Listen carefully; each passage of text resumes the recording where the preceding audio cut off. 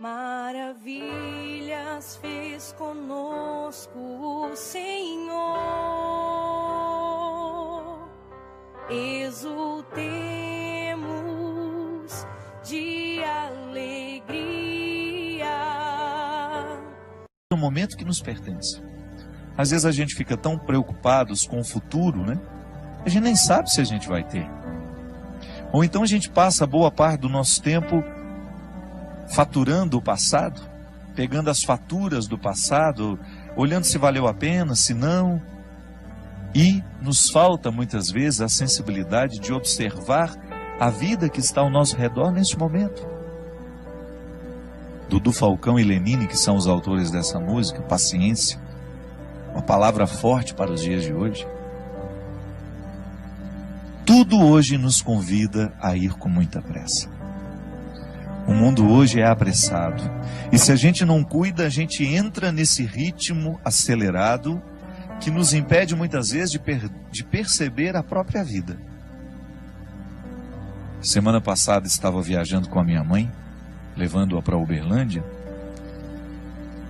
E num determinado momento eu tinha dormido, que eu estava com muito sono. Eu acordei e sentei ao lado dela. Eu falei: senhora não quis dormir um pouquinho não? E ela me disse assim: eu não. Essa paisagem está tão bonita, se a gente perde, a gente não vê. Achei a resposta da minha mãe muito sábia. É verdade.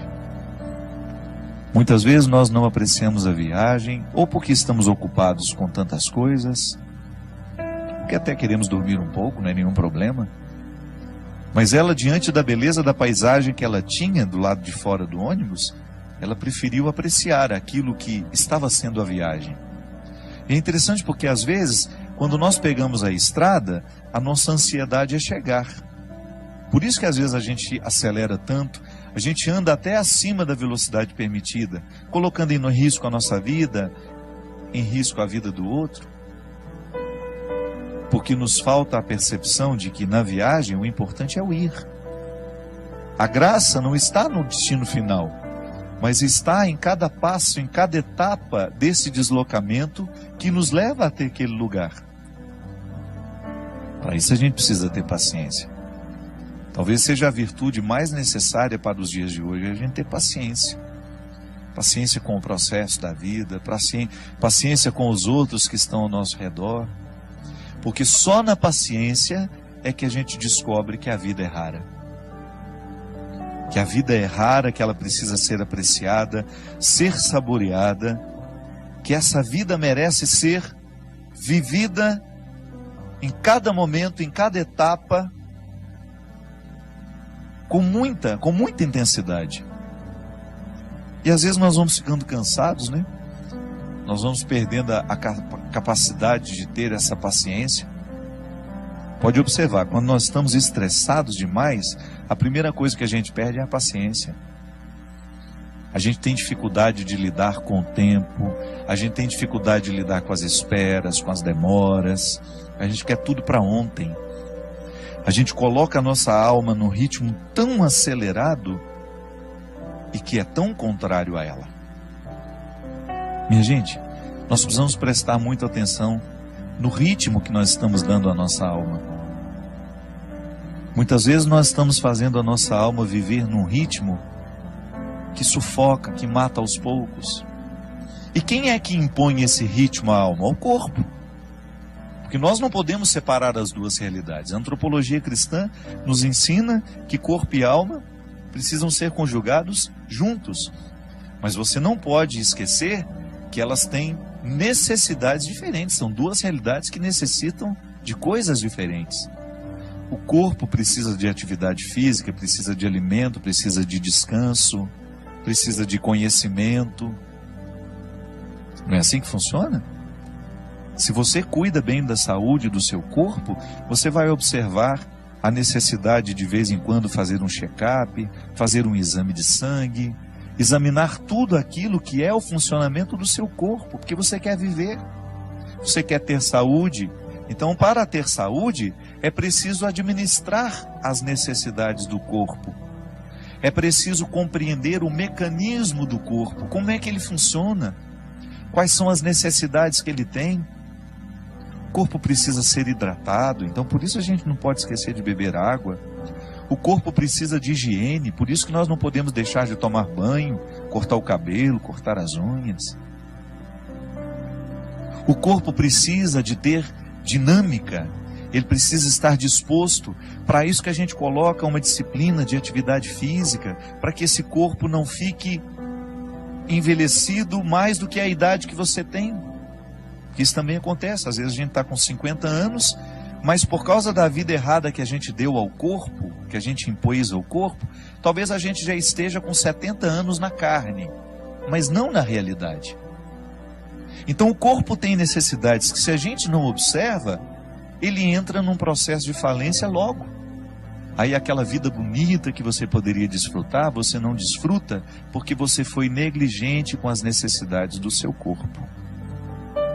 Aí você vai para as necessidades da alma. Oh meu Deus, como são diferentes as necessidades da alma. A alma precisa de oração, a alma precisa de silêncio. Claro, é o corpo que faz esse silêncio para que depois a alma possa sentir. Eu gosto de dizer que quando o corpo fica calado, até que a alma comece a sentir os benefícios do corpo estar quieto e calado, vai um tempo, não é imediato. A alma fica rebuliça dentro do corpo porque a gente está sempre apressado. Nós estamos dando ao corpo um ritmo alucinante constantemente. Então a alma tem dificuldade de descansar. E a oração, a verdadeira oração, é aquela que, calado o corpo, a alma também começa a se calar. E aí ela começa a ficar propensa a Deus. Ela começa a ter a possibilidade de ter um encontro com Deus. Por quê? Ao disciplinar o corpo numa quietude e num silêncio, a alma começa a entrar neste contexto de silêncio, de quietude, que é onde a gente vai ter a oportunidade de ouvir Deus falar com a gente. A alma precisa de música. Quantas vezes você chegou cansado em casa, tomou um banho, deitou na sua cama, colocou uma música que te relaxava e você sentiu que a sua alma agradeceu aquele carinho que você fez a ela? Isso é oração também. Ainda bem que nós temos aqui, as músicas que nos fazem rezar. Ou gosto de dizer, as músicas que rezam por nós. A gente grava tantos CDs todo ano. Aqui na Canção Nova você tem uma infinidade. Nós temos aqui o novo trabalho, o meu, Deus no Esconderijo do Verso. Todas essas músicas compostas, pensadas, elaboradas, gravadas, para que a alma viva o deleite que a arte pode trazer. São canções naturalmente religiosas que vão fazendo com que a nossa alma desfrute dessa tranquilidade. A arte ensina a nossa alma a ser paciente. A oração ensina a nossa alma a ser paciente. Aqui na Canção Nova nós temos tantos produtos para isso. Uma palestra, um livro. Você tem aqui o livro Discípulo da Madrugada. Você começa a ler um livro que foi preparado para isso. Nós não só queremos vender o trabalho que a gente faz. Não. O primeiro motivo aqui, por acaso esse trabalho aqui pode ajudar. Ajuda aqui a Canção Nova, ajuda as minhas obras, ajuda a tantas pessoas. Mas o primeiro objetivo que a gente tem quando escreve um livro, quando compõe uma música, quando a gente grava um CD, é proporcionar àqueles que nos acompanham, que acreditam no nosso trabalho, proporcionar um aprendizado da paciência nessa alma. Então a gente tem uma leitura que nos tranquiliza, que nos ensina valores, que mexe na nossa cabeça, que mexe no nosso jeito de pensar. Aí você vai percebendo este movimento natural de Deus, trazendo essa paciência que é tão fundamental para que a gente tenha equilíbrio para enfrentar as pressas da vida. Porque eu vou te contar uma coisa, hoje é impressionante como nós encontramos pessoas que estão destruindo as suas vidas porque não aprenderam a paciência. A pressa nos mata. Você que está me ouvindo, eu tenho certeza que você sofre na sua carne as consequências da sua ansiedade. A ansiedade te adoece. A falta de paciência prejudica o seu relacionamento com os outros. Nós estamos agitados demais, nós estamos vivendo para fora demais, nós temos compromisso demais, quietude de menos. Você sabe que eu, na minha vida, como eu sou uma pessoa que tenho uma vida muito pública, eu estou o tempo todo encontrando muita gente, eu trabalho muito, eu tenho muitos eventos, eu viajo toda hora, eu encontro muita gente. Eu assumi uma regra para mim. Quando eu chego na minha casa, ali é o meu claustro. Às vezes eu não aceito convite nem para atravessar a rua para almoçar na casa da minha vizinha. Porque eu sei que a minha alma precisa dessa quietude. Eu preciso do meu silêncio. E eu só saio quando eu realmente tenho de sair. Porque eu descobri que para eu dar conta de viver essa vida muito pública, eu preciso ter bastidores. Eu preciso ter o meu espaço de vida consagrada ao silêncio, à quietude, à oração. Porque nessa correria nem sempre eu consigo. Mas você já imaginou se eu chegasse na minha casa e impusesse a mim uma rotina de vida social que me retirasse para jantar, para isso, para aquilo, para uma festa? Não aguentaria a vida que eu tenho. E como eu privilegio a minha vida de missão, porque eu sou um missionário, eu escolhi ser missionário. Ninguém me obrigou a ter essa vida. Eu, para estar aqui toda quarta-feira, eu sei o sacrifício que eu preciso fazer. Para eu poder pegar as estradas e enfrentar os inúmeros desafios das estradas, a dispersão das estradas. Minha gente, às vezes até num camarim, que é aquele lugar último antes de entrar no palco para cantar. O camarim deveria ser o lugar da oração, do sossego, da tranquilidade. Isso não existe para mim. É lá que muitas vezes claro, não estou reclamando, estou dizendo, é a vida que ficou assim. Às vezes eu tenho tanta gente para atender, tanta gente querendo conversar comigo, que quando eu subo no palco, me restam 2, 3 minutos ali só para me concentrar, para entrar ali no palco e dar tudo de mim. Essa semana mesmo, eu fui a Poços de Caldas e eu tinha 1h30 para fazer o evento, porque eu precisava pegar a estrada de madrugada, que eu tinha um compromisso logo cedo em Taubaté. Senão eu não ia conseguir dormir nem 2 horas. E aí tudo bem, o evento começou, o show começou. Aí a minha assistente, a Mônica, que fica do lado, faltam 10 minutos. E aí eu olhei para aquele povo. Não tenho coragem de parar o show aqui agora, porque eu preciso ir embora. Ali é o lugar da minha dedicação. Você sabe por quê? As pessoas vão ali para me ouvir. É claro que depois eu me dou o direito de dizer, olha, não vou autografar CD de ninguém, não vou tirar foto com ninguém, porque eu preciso ir embora. Mas o meu tempo de evangelização em cima do palco é sagrado. Ali é o horário de exercer o meu ofício.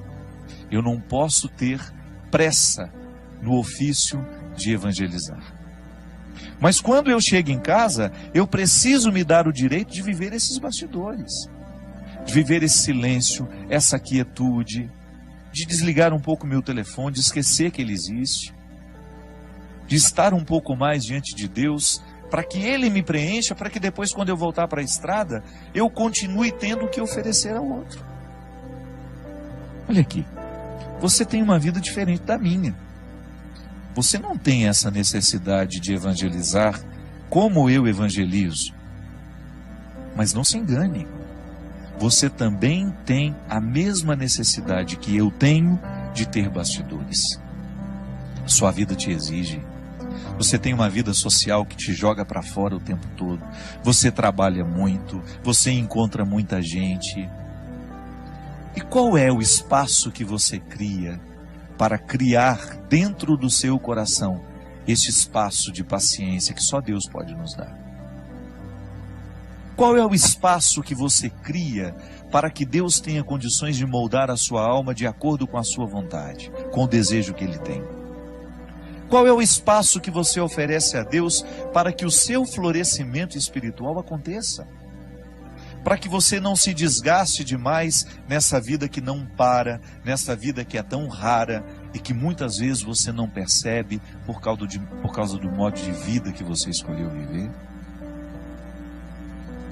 Quando eu dou o meu testemunho de que eu tenho estrada demais e muitas vezes bastidores de menos, e que por isso que quando eu chego em casa eu tenho que me recolher e proporcionar ao meu coração uma restituição espiritual, eu fico pensando também os meus amigos que são padres, que enfrentam no seu dia a dia o desafio de atender as pessoas o tempo todo, porque muitas vezes as pessoas não estão preocupadas com o descanso do padre. Eu já encontrei muitos padres que ficam até constrangidos de dizerem que vão tirar um dia de férias, uma segunda-feira, por exemplo, para descansar. É direito dele. Ele precisa restituir no coração aquilo que ele oferece ao longo da semana. Há padres que celebram 5, 6 missas por domingo. Isso é desgastante, minha gente. A graça de Deus nos sustenta, mas nós também precisamos buscar a quietude para que esta graça alcance o nosso coração e nos restitua com a nossa paciência. Muitas vezes nós encontramos os nossos padres, os nossos pastores dando patada no povo. Não é porque eles são ruins, não. É porque eles estão cansados, eles estão excessivamente carregados. Por isso que nós, como leigos, vocês aí, que acompanham os padres de vocês, prestem atenção se o padre não está trabalhando demais, se vocês não estão exigindo demais dele. Ofereça a eles isso. O padre vai passar um dia lá em casa, ninguém vai te importunar, nós vamos oferecer uma casa onde o senhor possa descansar um pouquinho, passar um tempo com pessoas que não vão te exigir nada como padre, onde o senhor seja apenas um ser humano, onde o senhor possa rezar, possa ficar em silêncio. E você não pode negligenciar na sua vida a construção deste espaço. Até na nossa vida consagrada, nós que somos consagrados a Deus, eu vejo aqui na Canção Nova, como esses meninos e meninas trabalham. Eles trabalham muito. O meu diretor mesmo, China, que agora está trabalhando ali nos bastidores. Quantas vezes esse menino passa a noite editando programas, às vezes o programa que vai ter de ser repetido, ele passa a noite editando esses trabalhos. Trabalha muito. Se você vê essa equipe que está aqui, eles são trabalhadores e não tem muito tempo não.